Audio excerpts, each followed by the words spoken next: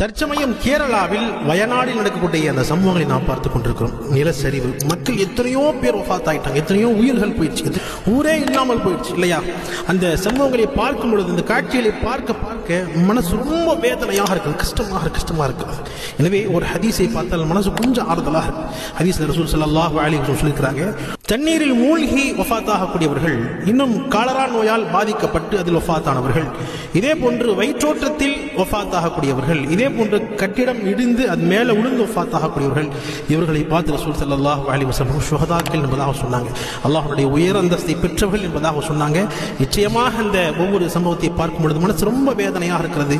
யாரெல்லாம் வஃபாத் ஆகியிருக்கிறார்களோ அல்லாஹ் அவர்களை ஷஹீதுடைய அந்தஸ்தை நசீபாக்குவானாக. யாரெல்லாம் தன்னுடைய குடும்பத்தை, வீடுகளை இழந்திருக்கிறார்களோ அவர்களுக்கு அல்லாஹ் அழகிய பொறுமையை நசீபாக்கி அருள்வானாக. மேலும் நம் அனைவருக்கும் அது போன்ற சோதனையை விட்டும் அல்லாஹ் பாதுகாத்து அருள்வானாக. ஆமீன்.